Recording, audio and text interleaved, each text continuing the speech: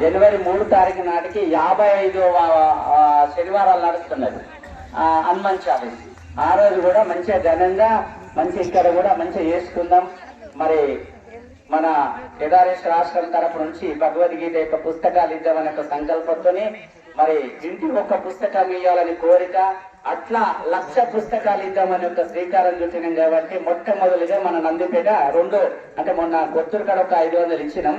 మరి తర్వాత మన నందిపేటను ఇవ్వడం జరుగుతుంది. కాబట్టి ఇది అయిన తర్వాత మళ్ళీ ప్రతి గ్రామంలో మండల లెవెల్, జిల్లా లెవెల్, ఇంకేమైనా అవకాశం ఉంటే రాష్ట్ర లెవెల్ కూడా ఇద్దామని ఒక కోరికతోని ముందుకు పోతున్నాం. కాబట్టి మీరు అందరూ కూడా దీంట్లో అమూల్యమైన సమయం ఇచ్చి మా వెనుక చాలా ముందు వెనుక ఉండి సహకరించిన అందరికీ, స్త్రీలకు పురుషులకు మీ అందరికీ ధన్యవాదాలమ్మా. మరి అనుకోకుండా బోధన నుంచి స్వామీజీ కూడా వచ్చారు, చాలా సందేశాలు కూడా ఇచ్చారు. మరి వారికి కూడా మనం చెట్టకోటి నమస్కారాలుగా తెలియపరుస్తూ మరి సమయం కూడా చాలా ఇచ్చున్నది కాబట్టి మన అందరం కూడా ముందుకు పోదామని ఆలోచిస్తాం. అది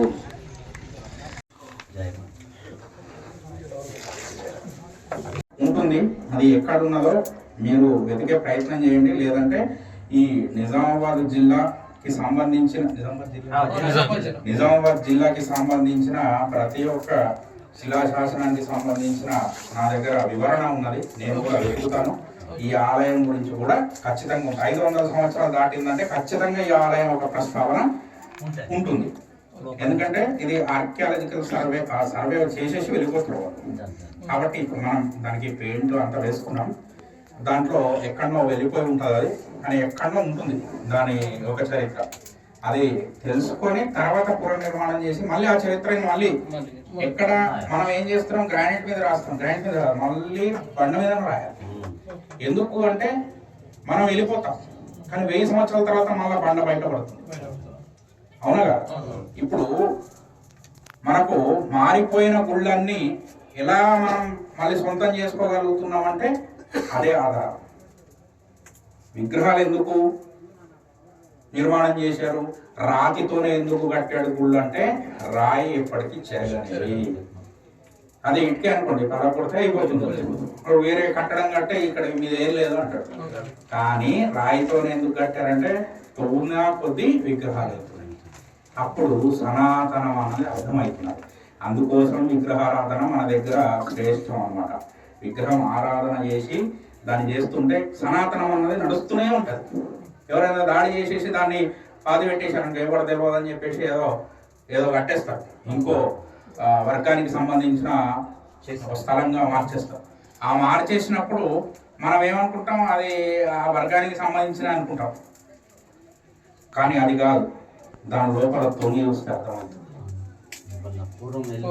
వాడు మొక్కేది మన దేవుడే, వాడు ఆరాధించేది మన దేవుడే అని చెప్పేసి. ఇంకోటి ఏంటంటే, ఇంకో చిన్న విన్నపం అందరికీ. మనం అందరం సంవత్సరం ఒకసారి ఏదో కందూరు అని చెప్పేసి ఏదో దర్గాలకు వెళ్తున్నాం, వెళ్ళకూడదు. ఇంకోటి ఏంటంటే, ఏవైతే ఆ దర్గాలని చెప్తున్నారో వాటి కింద కూడా మనమే శివలింగాలు, అమ్మవార్లు, వినాయకుళ్ళు అవే ఉన్నాయి. కాబట్టి ఇంత అంటే దురాచారం జరిగింది. కాబట్టి మనం మళ్ళీ ఒక హైందవ మనస్తత్వంతో ఉన్నాము. ఇక్కడ ఏంటంటే హిందువుగానే ఉండాలి. మనం కలిసినప్పుడు ఇర్రెస్పెక్టివ్ ఆఫ్ క్యాస్ట్, అంటే క్యాస్ట్ పెట్టుకోవచ్చు. మనం బస్ అంతే. కులం ఎక్కడి వరకు, మీ గడప, మీరు చేసే ఒక వ్యాపారమా, వ్యవసాయమా, ఉద్యోగం అక్కడ వరకునే పడుతుంది. తర్వాత కలిస్తే హిందూ అంతే. నీకేమైనా అయితే అరే మా హిందూకి అయింది, నాకేమైనా అయితే అరే మా హిందూకి అయింది అంతే, నాకెందుకులే అని.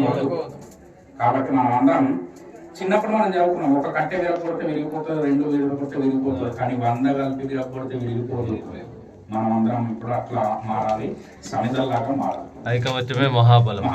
దీనికోసమే ఆయన సంవత్సరాల తరబడి పోరాటం చేస్తున్నాడు. ఆయన జీవితం అంతా మీకోసమే త్యాగం చేస్తున్నాడు. అవునా కాదు? కాబట్టి సనాతనం కోసం ఎవరైతే త్యాగం చేయడానికి ముందుకు వస్తారో వాళ్ళని మీరు విడిచిపెట్టకూడదు. ఎందుకంటే మన భవిష్యత్ తరాలు వాటి ద్వారానే గుర్తింపు ఉంటుంది. మన మూలాల్ని పట్టుకోవాలి. చెట్టు వేర్లు ఉంటేనే చెట్టు. అవునా కదా?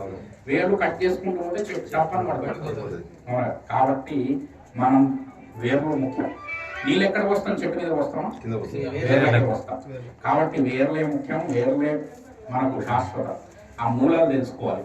మీ వంశం ఎక్కడి నుంచి వచ్చింది, మీ గోత్రం ఏంది, మీ ఒక కులం ఎక్కడి నుంచి ఏర్పడింది, అవన్నీ తెలుసుకోవాలి. తెలుసుకుంటే ఏమవుతుందంటే మీరు బలపడతారు. మీ యొక్క వంశం మీద, మీ వ్యవస్థ మీద మీకు ఒక అభిమానం ఏర్పడుతుంది. అవునా? నేను మా తండ్రి గారు ఫ్యాక్టరీ, షుగర్ ఫ్యాక్టరీలో పనిచేసేవారు. తర్వాత నేను పుట్టడం, పెరిగినా, పెద్దగైనా ఒక బ్రాహ్మణుడుగా అట్లా నడిచింది. కాకపోతే నా వంశం ఏంది అన్నది మా తండ్రి గారి ద్వారా నేను తెలుసుకోలేదు. అప్పుడు ఏమైంది? నేను వెతికే ప్రయత్నం చేస్తే ఏంటంటే ఈ స్టోరీ, అంటే మా వంశానికి సంబంధించిన స్టోరీ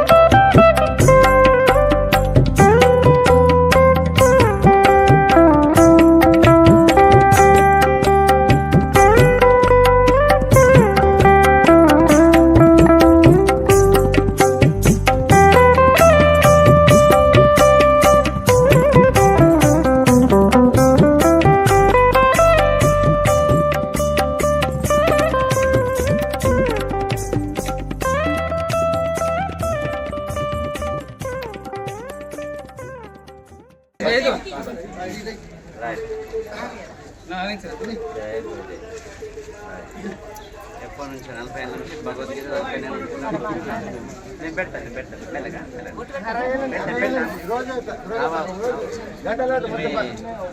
మొదలు ఇన్నమే మీ కాంటా ఉంటుంది మెల్లగా మమ్మ మెల్లగా మెల్లగా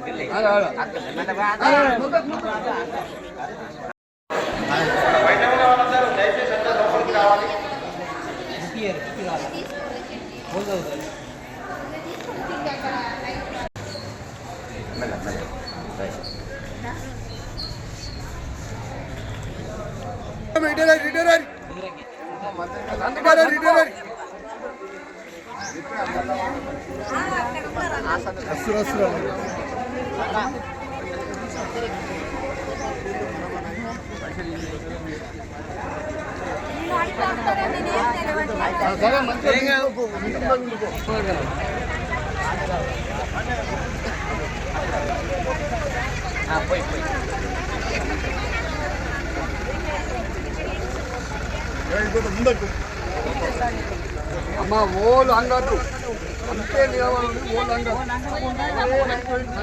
అయితే అంగకు అన్న డోకెన్ లేకుండా మంచి చేయాలి కదా డోకెన్ లేకుండా మంచి డోకెన్ లేకుండా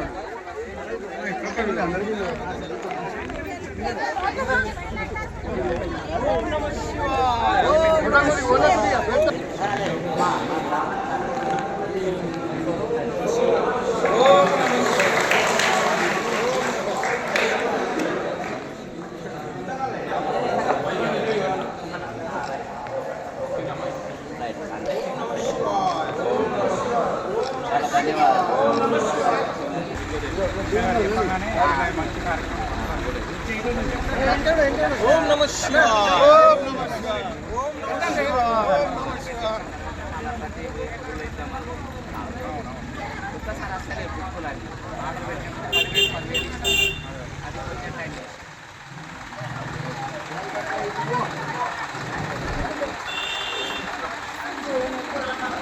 అది ఇంకా మైకోన్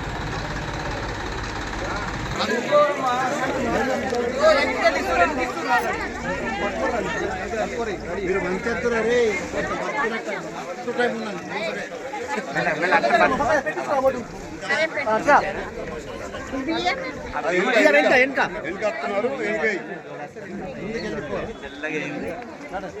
అన్న నువ్వు కొంచెం వీడియో ముందుకెళ్ళి అచ్చా నువ్వేనా కవర్ దాంట్లో పంపించేస్తాడు ఓం నమః శివాయ ఓం నమః శివాయ ఆడ చేసి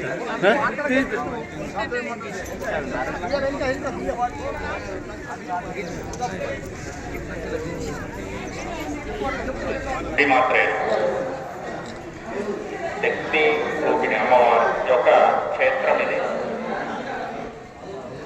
మనం ఇక్కడ అందరూ ఇక్కడ ఉన్న ఉపస్థితులు ఉన్న ఇక్కడ వాళ్ళు ఊరుగా మళ్ళీ మండలం తర్వాత జిల్లా రాష్ట్రం దేశం తర్వాత మండలం ఇక్కడ ఉన్న ప్రతి జీవిరాశి సనాతనానికి సంబంధించినవి.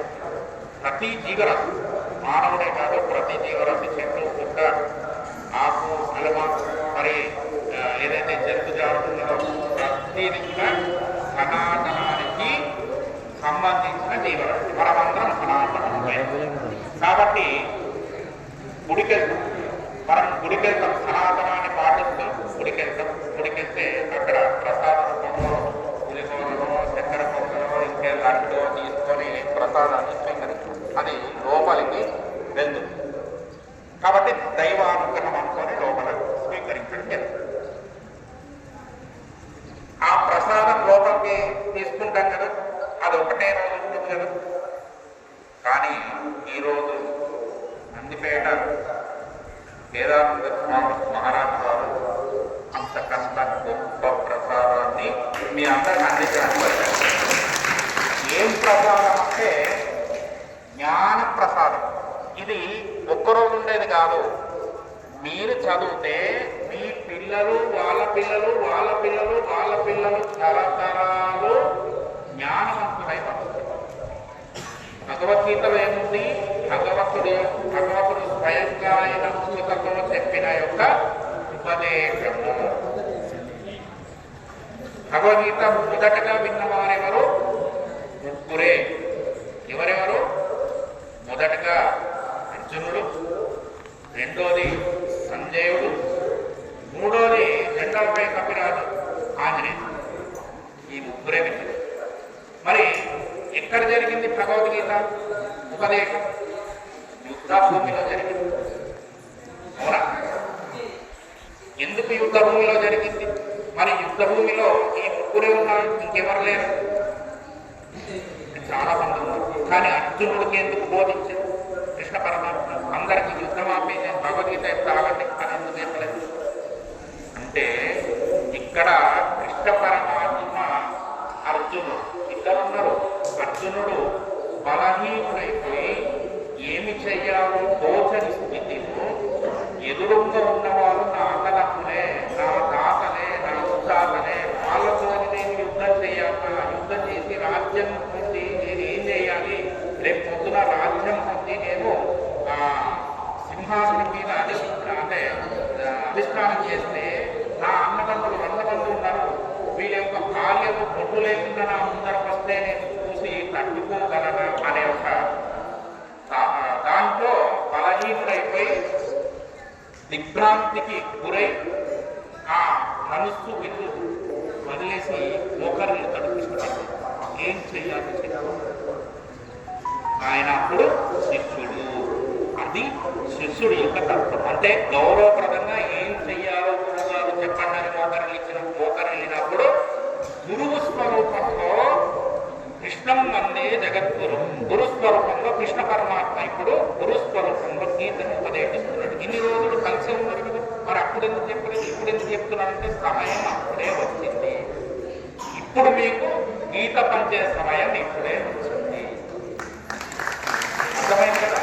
కాబట్టి ఆయన ముందుగా వచ్చిన గీతని మనం ఇన్ని సంవత్సరాలు యుగాలు నుంచి దాన్ని పాటిస్తున్నాం. ఇప్పుడు మీ అందరికీ ఇంటింటికి భగవద్గీత అనే ఒక మహాయజ్ఞాన్ని, జ్ఞానయజ్ఞం తలబెట్టడం జరిగింది. మీ అందరూ సహకారం పెట్టడానికి ఇవ్వలేదన్నా. రోజొక అధ్యాయం, రోజొక 2 శ్లోకాలు చదవాలి. దాని కింద అర్థం, దాన్ని అర్థం చేసుకోవాలి. మీరు చదివి అది మీకు గుర్తుండాలి అంటే మీరు పాటించాలి. మీరు చదివి అది మీకు గుర్తుండాలి అంటే మీ పిల్లలతోని, మీ పక్కింటి వాళ్ళతోని దాని గురించి సంభాషణ చేయాలి. ఈరోజు నేను ఈ శ్లోకం చదివా, మీరందరూ వాళ్ళు ఇలా చేస్తున్నారు, వాళ్ళు పెద్ద టీవీ అనుకున్నారు, వాళ్ళు మనం కూడా అనుకున్నాం, వాళ్ళు నగరాలు అనుకున్నారు, మనం కూడా అనుకున్నాం అని మాట్లాడుకుంటారు కదా. ఇప్పుడు ఏం చేయాలంటే అవన్నీ పక్కన పెట్టి ఆ ముచ్చట్లన్నీ నేను 2 చదివా, నువ్వు 2 చదివావు, నేను ఈరోజు 5 చదువుతాను. అప్పుడు మన ఆలోచన ఎక్కడికి వెళ్తుంది? పరాకాష్ఠకి. అంటే మన బుద్ధి వికాసం జరుగుతుంది. వికాసం జరిగినప్పుడు మీ లోపలున్న కామ క్రోధ మొదలోపాధ్యాయాలన్నీ దగ్ధమైపోతాయి. అప్పుడు ఎదురుగా ఉన్నవాడు మీకు కృష్ణ పరమాత్మగా కనిపిస్తాడు. కాబట్టి భగవద్గీత పారాయణం చేయాలి, రోజు చేయాలి. అయిపోయింది, పుస్తకం చదవడం అయిపోయింది, మళ్ళీ చదవాలి. జ్ఞానం రోజు కావాలి. కాబట్టి ఆకలి ఎక్కువ అట్లా జ్ఞానానికి కూడా రోజు ఆహారం కావాలి. మీరు పుస్తకం ఇచ్చారు, ఈ రోజు నుంచే, ఇప్పటి నుంచే మీరు చదవడం ప్రారంభించండి. ఒక్కసారి చదివాక స్వామివారి ఆశ్రమంలో పూజ నిర్వహించారు. పుస్తకం అంతా అయిపోయింది, మళ్ళీ వచ్చి మళ్ళీ మొదలు పెట్టారు, మళ్ళీ పూజ నిర్వహించారు. అంటే మనం దాంతో కనెక్ట్ అయిపోవాలి. అప్పుడు ఏమవుతుంది? మీరు గీతతో కనెక్ట్ అయితే పరమాత్మతోనే కనెక్ట్ అయింది.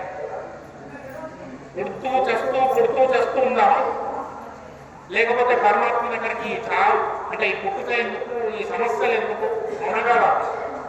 కాబట్టి గీత చదవడం వల్ల ఏం జరుగుతుంది? బుద్ధి యొక్క వికాసం కలుగుతుంది. మనం పిల్లల్ని ఎలా పెంచాలో గీతలో ఉంది, భర్తతో ఎలా మెదలాలో గీతలో ఉంది, భర్త భార్యతో ఎలా ఉండాలో గీతలో ఉంది, కొడుకు తల్లిదండ్రులతో ఎలా ఉండాలో గీతలో ఉంది, తల్లిదండ్రులు కొడుకులతో ఎలా ఉండాలో గీతలో ఉంది, మీరందరూ సమాజంలో ఎలా బతకాలో గీతలో ఉంది, మీరు కనుక రాజకీయంలో ఉంటే రాజకీయాన్ని ఎలా నడపాలో గీతలో ఉన్నది, మీరు వ్యాపారస్తులైతే వ్యాపారం ఎలా చేయాలో గీతలో ఉంది, మీరు ఉద్యోగస్తులైతే ఉద్యోగం ఎలా చేయాలో గీతలో ఉంది, మీరు వ్యవసాయదారులైతే వ్యవసాయం ఎలా చేయాలో గీతలో ఉన్నది.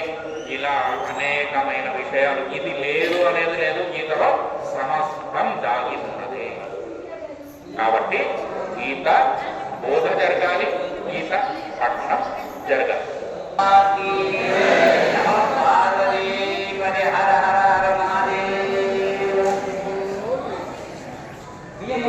ప్రాంతానికి మహా జగన్మాత చూసి కళని మారిపోయి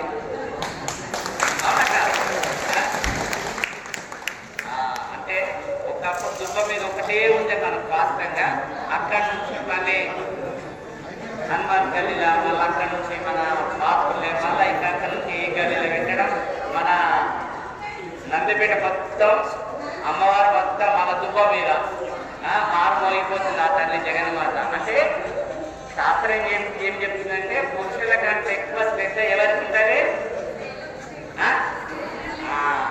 ఉదయం ఎంత ఓపిక ఉంటే మా తల్లులకు అంత ఓపిక ఉన్నది. కాబట్టి ఆ తల్లి జగన్మాత మనందరూ చేయించుకుంటున్నది. చేయించుకున్నదే కాకుండా ఇళ్లలో ప్రతి ఇళ్లలో మార్పు అనేది వచ్చింది. లేకుంటే మనం పండుగ పబ్బానికి ఎన్నో మేకలు గోర్లు అయిపోతుంది. కాబట్టి అలాంటి ఒక నియమనిష్టం ఉండడం మనకు అదృష్టం ఉన్నప్పుడు వాస్తవం. ఆ శాస్త్రం ఏం చెప్తుందంటే కోటి విద్యలు చేసినా కోటి కొరకే. ఒక వ్యవసాయం రైతు కానీ, ఒక మారాలు కానీ, ఇంకొక విద్యార్థి కానీ, ఇంకా ఏ జాబ్ చేసినా కోటి కోసమే. ఇవాళ మన భగవంతుడి గురించి మనందరం కూడా ఏ నుంచి వస్తున్నాం? అమ్మవారి గురించి మషమ్మ పోచమ్మ అమ్మవారి ఆశీర్వాదంతో అన్ని చేసుకుంటూ జ్ఞాన విద్య కోసం వచ్చిన మనందరం. ఏం కావాలి ఇప్పుడు మనకు? జ్ఞాన విద్య. అంటే జ్ఞాన విద్య అంటే భగవద్గీత చాలా అపూర్ణమైనది, సనాతన నుంచి వచ్చిన అపూర్ణమైన భగవద్గీత. ఆ భగవద్గీతని మనందరికీ కూడా అందించాలని మన కేదారేశ్వర ఆశ్రమ ట్రస్ట్ వాళ్ళు సుమారుగా 1,00,000 పుస్తకాలకు శ్రీకారం చుట్టారు. ఆ 1,00,000 పుస్తకాలకు శ్రీకారం చుట్టడమే కాకుండా ఇంటికి ఒకటి ఇద్దాం అన్న ఆలోచనతో ఒక్కొక్క భక్తుడు 5,000 పుస్తకాలు కొనిస్తున్నారు, ఒక్కొక్క భక్తుడు 100 పుస్తకాలు కొనిస్తున్నారు. అంటే మాటలమ్మ అంటే ఇవ్వాలి. ఇది మహారాజ్ చేసిన సంకల్పం. రాష్ట్రం నుంచి కేదారేశ్వర ఆశ్రమం నందిపేట అయిన తర్వాత పరాయి ఊళ్ళలో కూడా మనం ప్రతి ఊళ్ళో ఇద్దాం. మన మండల లేవరు, జిల్లా లేవరు. మేము అనుకున్నది 1,00,000. ఆ అమ్మవారి ఆశీర్వాదంతో, పరమేశ్వరుడు కృపా కటాక్షంతో, కృష్ణుని యొక్క దయతో అది 1,00,000 పోతుందా, 2,00,000 పోతుందా, 3,00,000 పోతుందా ఎవరు తెస్తారు. అంటే అట్లా అందిస్తా ఉంటే ఇద్దామని ఒక ఆలోచన. కాబట్టి ఇవాళ మొట్టమొదటి రోజు మన యూత్ పిల్లలు, గ్రామంలో అందరు పిల్లలు కూడా స్వచ్ఛందంగా దీనికి ఒక పద్ధతి పెట్టినాను. మరి పొట్టు కాదు నా కొడుకు నా బిడ్డ పెట్టదని. కాబట్టి పొట్టు అందరు పెట్టుకోవచ్చు, ప్రసాదం అందరు తీసుకోవచ్చు. మీ ఇంటికి ఒక రసీదు తెప్పించిన ఆ రసీదు తీసుకుని వస్తే మీకు భగవద్గీత అనిపిస్తున్నాం. కాబట్టి మరి ఇంటికి ఒకటి ఉంటే చాలు. మొన్న గ్రూప్ ఉన్నట్టు 8,000 పుస్తకాలు మనం విడుదల చేసినాం, ప్రసాద రూపంగా వచ్చినాయి. ఇంకా రాని వాళ్ళు కూడా ఉన్నారు. కాబట్టి ఇవాళ నందిపేటలో మరి మన 4-5 రోజుల కింద డేట్ ఫిక్స్ చేసి మన నందిపేట ఉన్న పిల్లలందరికీ ప్రతి అభివృద్ధి కమిటీకి పిల్లలకు పెద్దలందరూ చెప్పి రావడం జరుగుతుంది. కాబట్టి ఇప్పుడు శక్తి రూపి యొక్క ఆలయం వచ్చినాం, ఇక్కడ అమ్మవారి యొక్క శక్తి దగ్గరికి వచ్చినాం. కాబట్టి మనకు స్వామీజీ బోధన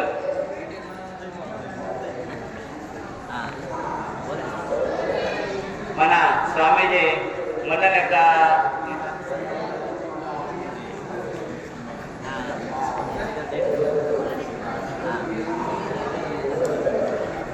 మొన్న ఆదివారం 23వ తారీఖు నాడు కూడా సాధు సంతుల యొక్క సమ్మెగా మరి ఓం శాంతి భవనంలో పెట్టారు. అక్కడ కూడా స్వామీజీ కలిశారు. మరి ఇట్లా ఇస్తున్నాం అనగానే పాపం మరి చెప్పగానే స్వామి వచ్చింది కాబట్టి స్వామికి శతకోటి నమస్కారాలు. మన గ్రామం తరపు నుంచి ఉదయ మహారాజు గారు మరి బ్రాహ్మణుడు, మంచి విద్యా జ్ఞానం, వారు ఈ యొక్క సంస్కృతి సాంప్రదాయం మన భారతదేశం కోసమే తనది కూడా రాష్ట్రంగా తన కూడా 2 నిమిషాలు మంచి జ్ఞానాన్ని మనందరూ కూడా అందియాలని కోరుతున్నాం. మనం కూడా మన పిల్లలకు మంచి నడవడిలో నుంచి సత్ప్రయోజనాలని కలిగేటట్టు ప్రయత్నిద్దామని చెప్పేసి కోరుతున్నాం. ఒక శ్లోకం వారి దాని యొక్క తాత్పర్యం చెప్పే ప్రయత్నం చేస్తాం. ధ్యాయతో విజయాస్తు సహ సంగస్తేషు కజాయతే సంగాత్ సంజాయతే కామః కామాతో విజాయతే క్రోధోద్భవతి సమ్మోహః సమ్మోహాత్ స్మృతి విభ్రమః స్మృతి భ్రంశాత్ బుద్ధినాశ బుద్ధినాశాత్ ప్రణశ్యతి బుద్ధినాశాత్ ప్రణశ్యతి. ఇది అర్థమేంటంటే మనము ఏదైతే అనుకుంటామో మంచి ఆలోచన కల్పిస్తే మంచి ఆలోచన కానీ చెడుగా ఆలోచిస్తే ఎప్పుడు కూడా మనకు చెడుగానే జరుగుతుంది. దీనికి కారణంగా మనము సదా ఎల్లప్పుడూ మంచి మనసుతో కలిగి మంచి సంకల్పంతో ఉండి వివరాగము అధికమైన కొన్ని కోరికలు కలుగుతాయి. కోరికలను తప్పుకొని చివరకు అదేమవుతుంది, కోపము ద్వేషం పెరుగుతుంది. ఇవన్నింటినీ కూడా త్యజించుకొని దూరంగా ఉండాలని. దీనివల్ల ఏమవుతుంది కూడా జ్ఞాపక శక్తి కూడా నాశనం అవుతుంది. కాబట్టి మంచి ఆరోగ్యంతో మంచి నడవడితో మనం ఎలాగైతే ప్రవర్తిస్తామో తర్వాత మన పిల్లలు కూడా మన వంశం వృద్ధి జరుగుతూ మన పిల్లలు మంచి నడవడిలో జరుగుతారని ఇది యొక్క గీతాధారాంశం. ఈరోజు 3వ తారీఖు, రేపు దత్త జయంతి. మరి దత్త జయంతి యొక్క ఆశ్రమంలో చాలా ఘనంగా దత్తుడి యొక్క జన్మ కార్యక్రమం చేస్తారు, తొట్టులు వేస్తారు. అదేవిధంగా మంచి కార్యక్రమాలు కూడా చేస్తారు. దత్త జయంతి సందర్భంగా మనకు కారణం అంటే శ్రీమంతుడు కలిసే దత్తుడి యొక్క అవతారం వచ్చింది. గురువు యొక్క సంస్కారం ఎన్నికలు వచ్చిందంటే దత్తుడి యొక్క నుంచే మనకి అందరికీ కూడా అందింది. మరి ఎల్లుండి ఉదయం మేము మన నందిపేట నుంచి నాసిక్ పోతున్నాం.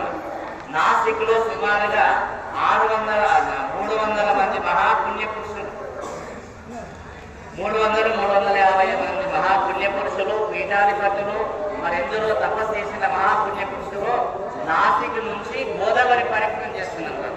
అంటే నడుచుకుంట కాదు, కాదు. సుమారుగా 350 మంది మరి నాసిక్లో సంకల్పం చేసి 6వ తారీఖు నాడు సంకల్పం ఉదయం చేసి 6 నాడు సాయంత్రం మన మహారాష్ట్రలో మన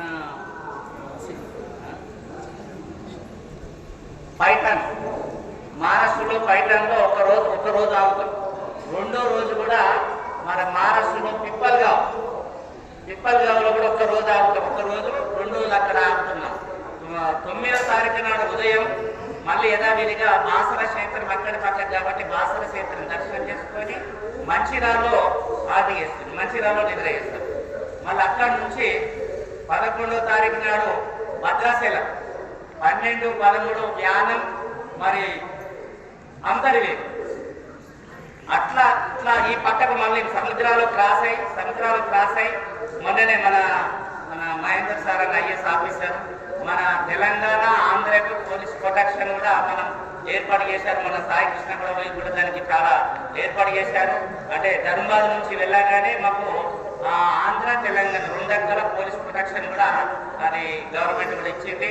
మరి సుమారుగా మహాత్ములందరికీ ఒక 60-70 కార్లు కూడా ఉంటాయి, 3-4 బస్సులు ఉంటాయి.